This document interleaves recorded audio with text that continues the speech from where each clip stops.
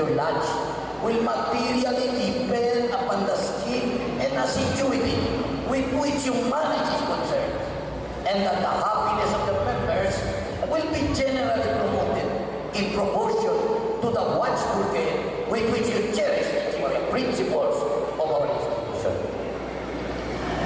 For a pattern of imitation, consider the great luminary of nature which rises in the east, regularly diffuses light and luster to all living children.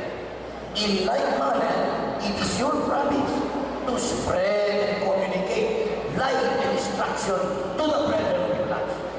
Forcibly impress upon them the dignity and high importance of masonry, and seriously admonish them never to disgrace it. Charge them to practice out of the lodge those great moral duties which they have been taught in, and by a amiable, discreet, and virtuous conduct to convince mankind of the goodness of this institution, so that when a person is said to be a member of it, the world may know that he is one to whom the burden heart may pour out his soul, one to whom distress may prepare its soul, and one whose hand is guided by justice, and whose heart is expanded by benevolence. In short, by a diligent observance of the values of your life, the constitution of masonry, and above all, the Holy Scriptures, which are given as the rule and guide of your faith, you will be enabled to acquit yourself with the highest honors here, and lay up a crown of rejoicing, which shall continue when time shall be no more.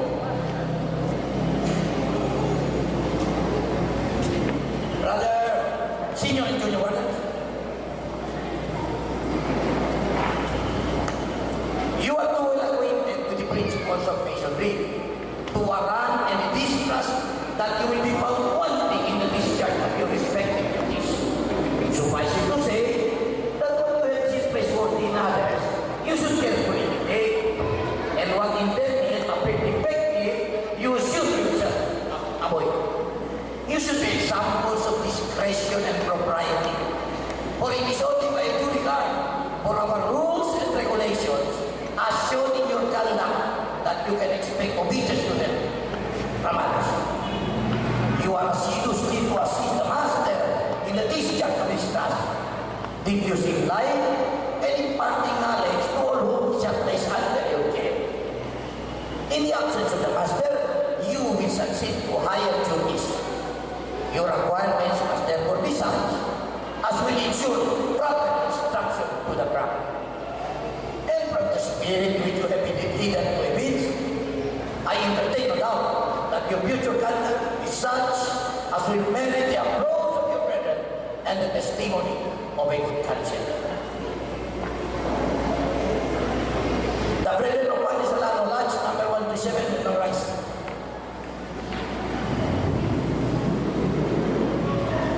Such is the nature of our Constitution, that as some must of necessity rule and teach, so must others of course learn to submit and obey.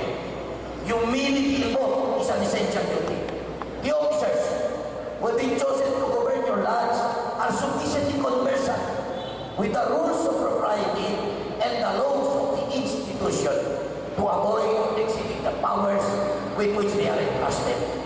And you are of too generous disposition to envy their preparation. I therefore trust that you will get but one aim, to please one another and unite in the grand design of promoting happiness. And finally, my brethren, as this association has been formed and perfected in so much unanimity and concord, so may it long continue. May you long enjoy every satisfaction and delight which disinterested friendship can afford. May kindness and brotherly affection distinguish your conduct as men and as masons. Within your peaceful walls, may your children's children celebrate with joy and gratitude the annual recurrence of this auspicious solemnity. And may the tenets of our profession, pure and unimpaired, be transmitted through this life from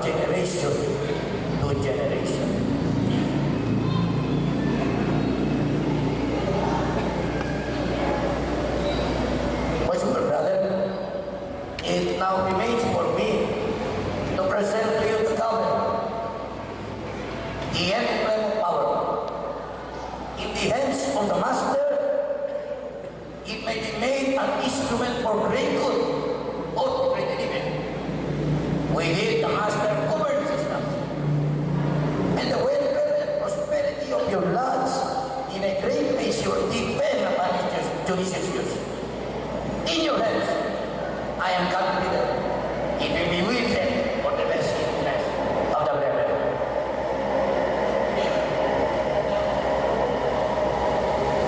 Master, behold thy brethren. Brethren, behold thy master. The brethren of Juan Alano Lodge number 137 and visiting brethren from other lodges will, under the direction of the master of ceremonies, form in procession and salute the master in due and public vote.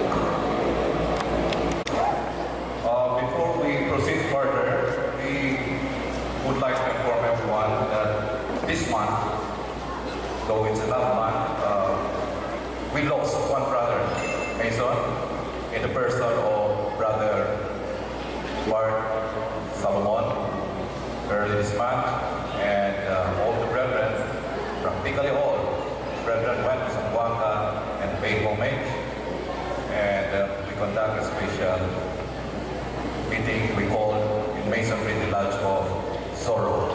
At this point of time, may we request everyone, brethren, to please rise.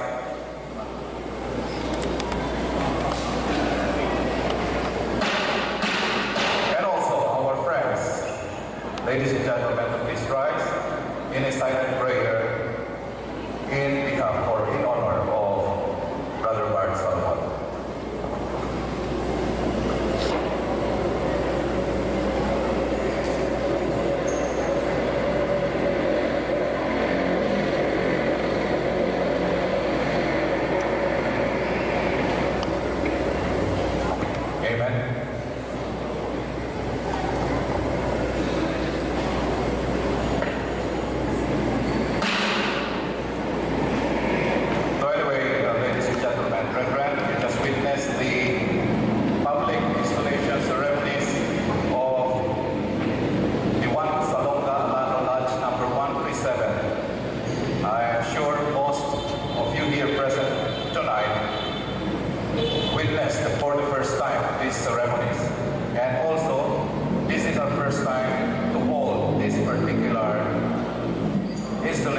Public installation ceremony in a big venue like the city Gymnasium.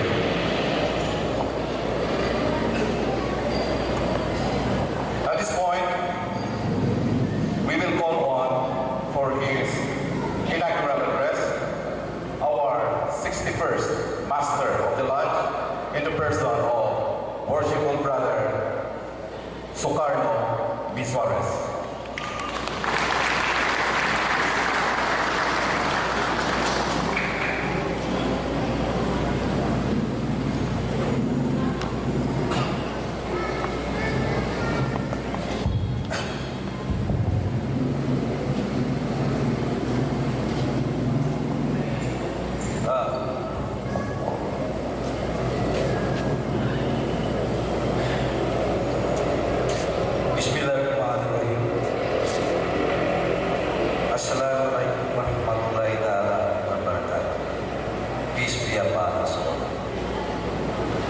Good evening.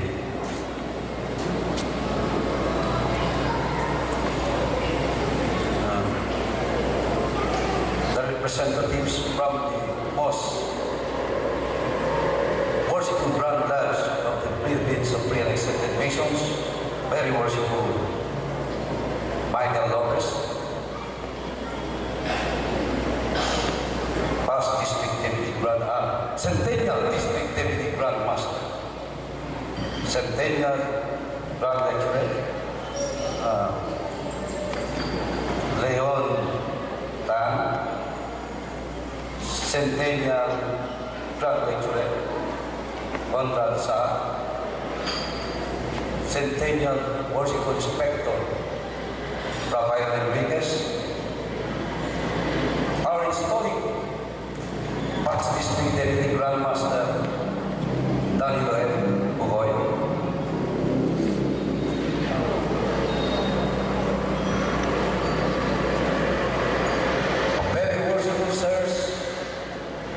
worshipful sirs, brethren on the floor,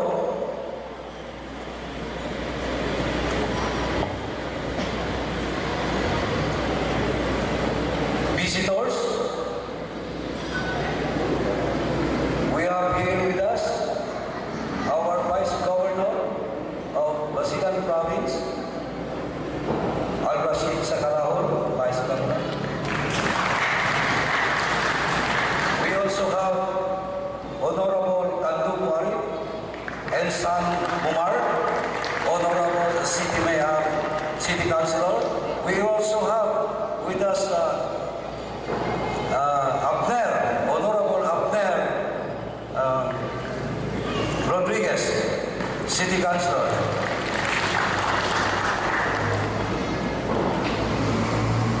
Sisters, Friends of Reasons,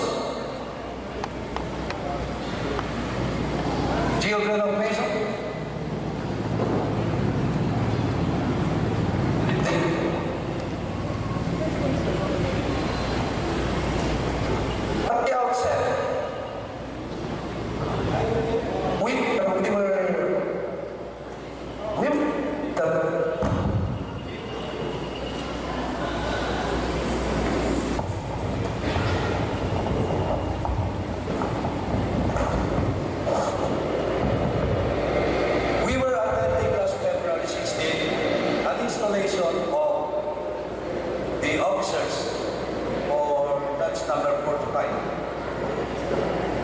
So, congratulations to the newly installed officers of Lance 45, headed by their Worshipful Master Antonio Salvador.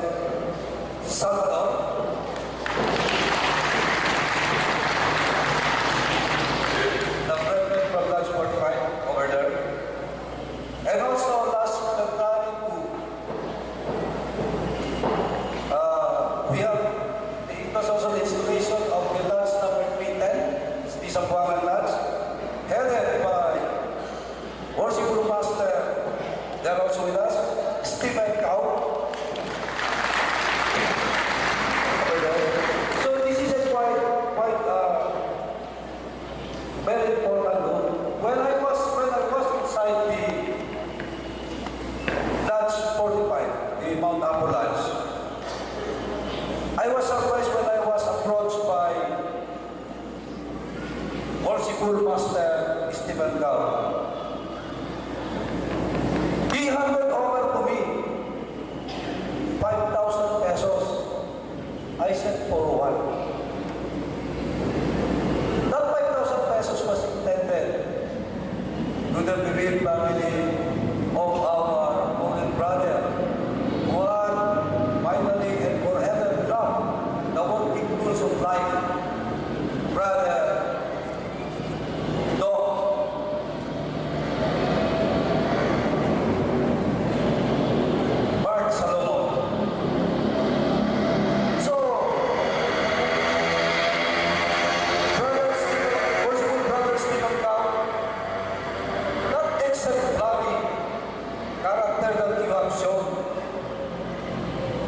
please rise. Is worth emulating and will be remembered among men and nations. Thank you very much for that. We traveled at least 13 nautical miles to cross the rough and rugged sea of Basilan Channel from Zamboanga City. That's around 13 nautical miles.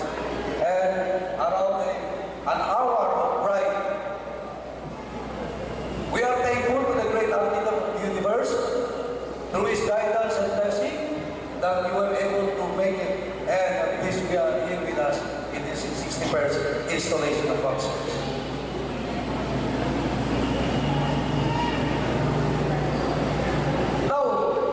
This is a public installation. Perhaps there is a need to make it known to the public what is Freemasonry.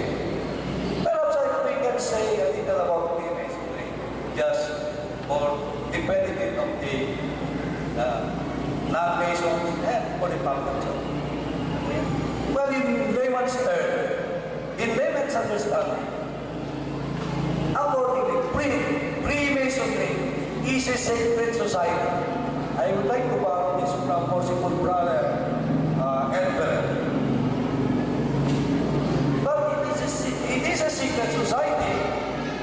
It is not a secret society rather, but a society with many secrets. He used to use the word, Worshipful Brother Edward. Now actually, Freemasonry is a society of friends and brothers. An ancient fraternity existed long before, during the time of King Solomon of Jerusalem.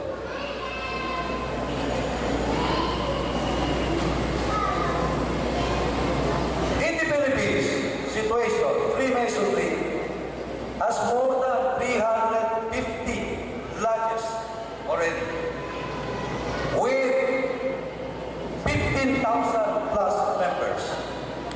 Now, since it is a worldwide fraternity of brotherhood and men, the total members worldwide, there are over 5 million members of Freemasons. So much for that.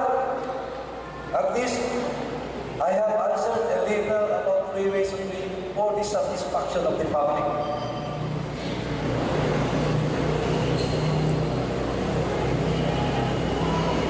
Let's talk a little about a Masonic career. When or after a brethren is raised to the sublime degree of a Master Mason, the lowest position that he could hold, if given or appointed, is the junior steward. Then from there on, as part of their careers, they will go on. They will pass hard work, studies, lectures, and all works proficiencies until they will reach the position and to be seated in this Oriental chair. Just like any other Mason who are raised to the sublime degree of Master Mason, good ambition to be seated in the Oriental chair.